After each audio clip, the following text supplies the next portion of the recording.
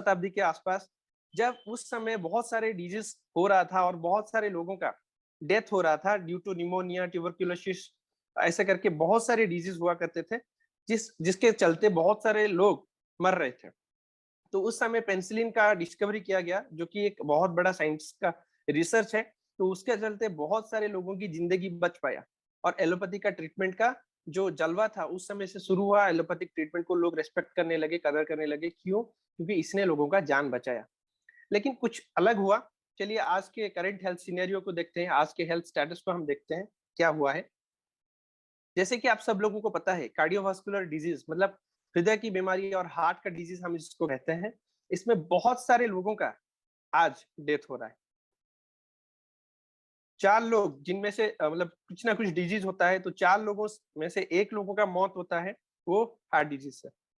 और ये कहा जाता है 2030 आते-आते करीब-करीब 25 मिलियन लोग, मतलब करीब-करीब 2.5 करोड़ लोग का मौत इस कार्डियोवास्कुलर डिजीज यानी हार्ट डिजीज से होने वाला है। दूसरा चीज आता है डायबिटीज यानी मधुमेह। तो ये एक बहुत अजीब किस्म का बीमारी है, जिसमें बहुत सारे लोगों का ऑर्गन फेलियर होता है, बहुत सारे लोग वीक हो जाते हैं और अपना डे टू डे लाइफ में अच्छे से नहीं जी पाते हैं, और मिठाई का कुछ भी सामान वो लोग खाना नहीं खा पाते हैं।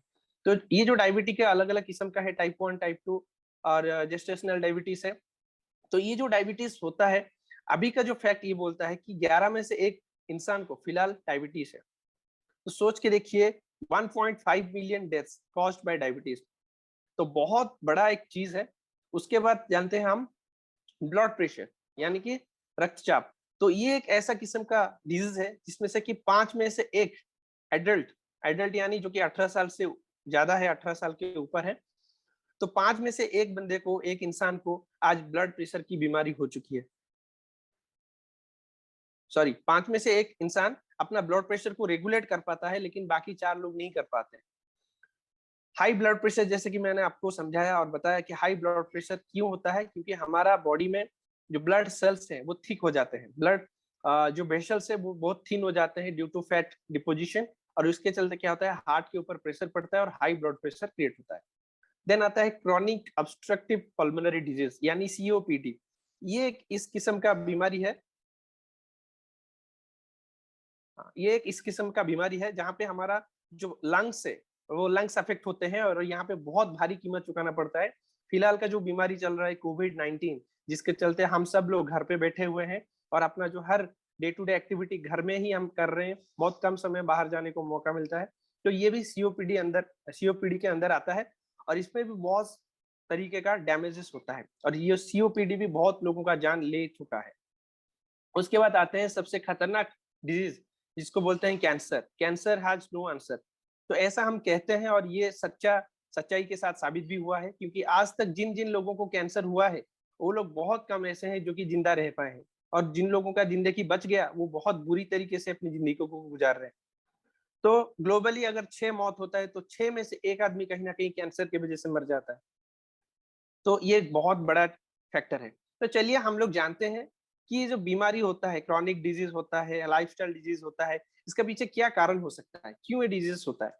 तो सबसे पहले होता है नेचर। हम जहाँ पे रहते हैं, जैसे कि हमारा घर हुआ, हमारा एक घर है जिसके अंदर हम रहते हैं, लेकिन अगर हम पूरा पृथ्वी को देखेंगे, तो पूरा पृथ्वी या फिर the world, the earth, it is naturally created by God.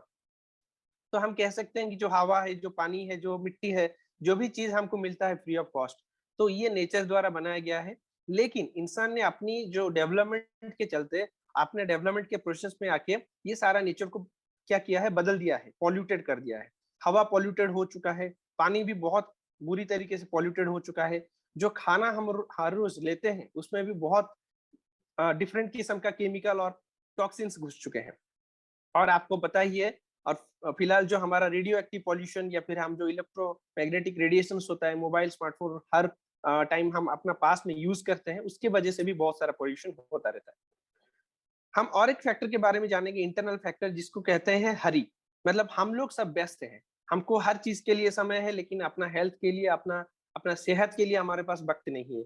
और जब सेहत खराब हो जाता है, तब हम पूरा जिंदगी भर अफसोस करते रहते हैं कि हमको सेहत को अच्छा रखना था। दूसरा फैक्टर है इंटरनल, दैट इज वरी, मतलब चिंता। हम सब लोग कहीं ना कहीं घर में चिंतित हैं क्योंकि कोविड का सिचुएशन है और अच्छा खासा इनकम भी सब लोगों का नहीं आ पा रहा है, वो अपने कार्य क्षेत्र से बहुत दूर है और जो सेविंग्स का पैसा है वो भी खत्म हो रहा है और ऊपर से बहुत सारा फैमिली का स्ट्रेस है या फिर आपका कुछ पर्सनल स्ट्रेस है, तो ऐसे बहुत सारे स्ट्रेस हर कोई इंसान का होता है। ये भी कहीं ना कहीं डिजीज का एक कारण होता है। और तीसरा फैक्टर जो है करी करी यानी खाना। हम जो खाना आज हर रोज खाते हैं उसमें न्यूट्रिशन और विटामिन एवरीडे डिक्रीज होता जा रहा है और शुगर सॉल्ट प्रोसेसिंग आइटम्स ये हर दिन बढ़ता जा रहा है। और ये जो प्रोसेस्ड आइटम हम लोग खाते हैं हर रोज, इसके चलते हमारा शरीर में न्यूट्रिशनल डेफिशिएंसी क्रिएट होता है। ये एक दिन में हमको मालूम नहीं पड़ता है, लेकिन जब हम हॉस्पिटल जाते हैं या फिर कोई न्यूट्रिशन एक्सपर्ट के पास जाते हैं, वो आपको बताते हैं कि आपका बॉडी में ये विटामिन कमी है, आपका बॉडी में ये मिनरल्स कम हो गया है। तो यूएसडीए का कुछ फैक्ट्स चलिए जानते हैं हम। यूएसडीए अमेरिका का एक बहुत बड़ा एग्रीकल्चरल ऑर्गेनाइजेशन है जो कि रिसर्च करता है खाने के ऊपर। तो बहुत सारा खाना के ऊपर जो रिसर्च किया है उन्होंने यही चीज बताया है कि जो 10 सर्विंग अभी हम करेंगे, जो हम लोग खाते थे खाना जो ग्रीन वेजिटेबल्स होते हैं, ग्रीन लीव्स होते हैं, तो उसका हम खाते हैं, अभी उसको 10 गुना बढ़ाना पड़ेगा वही विटामिन पाने के लिए। 50 साल पहले करीब करीब हम जो विटामिन एक सर्विंग से एक खाने से मिलता था, अभी हमको 10 गुना खाना पड़ेगा वही खाना विटामिन के लिए। एप्पल का जो विटामिन ए होता है वो 41% डाउन हो चुका है। कॉलीफ्लावर, कैबेज, ये सब जो विटामिन आप देख रहे हैं, ये हर दिन एवरीडे विटामिन मिनरल डाउन होते ही जा रहा है। तो इसके चलते क्या हो रहा है, माल न्यूट्रिशन। माल न्यूट्रिशन मतलब जो पोषण हमारा शरीर को मिलना चाहिए वो नहीं मिल पा रहा है। सो डेफिशिएंसी ऑफ न्यूट्रिएंट्स, जो कि माइक्रो न्यूट्रिएंट होते हैं। दो तरीका का न्यूट्रिएंट होता है, एक है माइक्रो न्यूट्रिएंट, दूसरा है माइक्रो न्यूट्रिएंट। हम ज्यादा मतलब डीप में नहीं जाएंगे। माइक्रो न्यूट्रिएंट वही होता है जो कि हमको ज्यादा क्वांटिटी में चाहिए और माइक्रो न्यूट्रिएंट वही होता है जो कि हमको कम क्वांटिटी में चाहिए, कम अमाउंट में चाहिए, बहुत कम।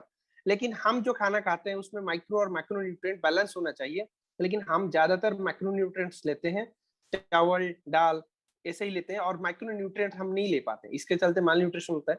और हम जो खाना खाते हैं, आप देख सकते हैं यही सब खाना आज के जनरेशन के जो स्टूडेंट्स हैं या फिर हर कोई इंसान को पसंद है कि कोल्ड ड्रिंक्स, चिप्स, बर्गर, मछली, चिकन फ्राई या फिर आप बोल सकते हैं पिज्जा, ये सब हमको पसंद है। और ये जो खाना है इसमें टॉक्सिन्स है।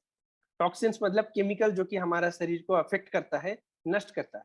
Source produces toxin in our body. कहाँ से ये टॉक्सिन्स आता है? Air pollution, water pollution, smoking, alcohol, junk food, fast food, cold drinks, pizza या फिर स्ट्रेस, ये हर चीज से हमारा बॉडी में टॉक्सिन तैयार होता है।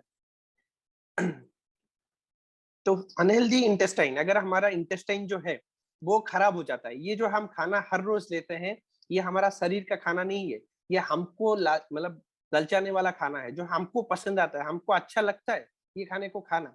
क्योंकि पहले का जो जमाने का खाना था उसमें टेस्ट तो था, लेकिन आज के जमाने में जो खाना है उसमें फ्लेवर ऐड किया गया है। मतलब आपको वो अट्रैक्ट करता है, लुभाता है कि मेरे को ये खाना खाना है, चिकन खाना है। तो ये जो हम खाना खाते हैं इसमें बहुत प्रोसेस्ड आइटम रहते हैं जो कि हमारा टॉक्सिन बहुत सारा होता है जो कि हमारा हेल्दी कॉलन को डैमेज करते हैं। और बेसिक हेल्थ का रिपोर्ट कहता है कि 90% of the disease that originates from the intestines, हमारा जो इंटेस्टाइन है जहाँ पे खाना हजम होता है वहीं से ही 90% रोग का शुरुआत होता है। तो चलिए एक बहुत बड़ा कारण जानते हैं, फ्री रेडिकल। फ्री रेडिकल क्या है आपको शायद पता नहीं होगा। फ्री रेडिकल एक ऐसा चीज है जो कि हमारा बॉडी में हर रोज तैयार होता है और हम जो बाहरी क्षेत्र से जो अंदर ले रहे हैं, हवा, पानी, खाना, इसके अंदर बहुत सारा फ्री रेडिकल होता है। या फिर हमारा बॉडी जो मेटाबॉलिज्म प्रोसेस होता है उसमें भी बहुत सारा फ्री रेडिकल तैयार होता है। फ्री रेडिकल क्या है? बेसिकली ये एक मॉलिक्यूल है जिसमें कि इलेक्ट्रॉन एक शॉर्ट है, इसका मतलब it is ionised, it is a charge particle. आपको पता है जैसे आप करंट को टच करेंगे तो आपको करंट फील होगा, कैसे? क्योंकि वो करंट आपका बॉडी में ट्रांसफर हो जाएगा। वैसे ही फ्री रेडिकल एक चार्ज आइटम है, वो क्या करता है हर दिन हमारा शरीर में घूमता रहता है और जहां पे भी ये जाता है उसी ऑर्गन, उसी सेल को ही डैमेज कर लेता है। और साइंटिस्ट ने यही कहा है कि 30 साल जब हमको हो जाता है उसके बाद हमारा बॉडी में नेचुरल एंटीऑक्सीडेंट और तैयार नहीं हो पाता है। तो इसके चलते हमको अच्छा खाना चाहिए जहां से न्यूट्रिएंट रिच हो और एंटीऑक्सीडेंट्स हो। लेकिन आजकल के जमाने में कोई भी ये फ्री रेडिकल को नहीं छोड़ पा रहा है अपना शरीर में, हर कोई इंसान के शरीर में फ्री रेडिकल है। चलिए वर्ल्ड हेल्थ ऑर्गेनाइजेशन का एक रिपोर्ट देखते हैं जिन्होंने यही कहा है कि स्ट्रॉन्गर फोकस ऑन न्यूट्रिशन। अगर हम अपना पोषण के ऊपर बहुत बड़ा फोकस करेंगे और उसके ऊपर केयर करेंगे तो आने वाले 2025 करीब करीब 4 साढ़े 4 साल के अंदर 3.7 मिलियन यानी कि 37 लाख लोगों का जिंदगी हम बचा सकते हैं, उनको सेव कर सकते हैं अगर न्यूट्रिशन पे ध्यान दिया जाए तो सोच के देखिए, अगर आप न्यूट्रिशन पे ध्यान देंगे तो आपका जिंदगी बच सकता है, आपका परिवार का जिंदगी बच सकता है।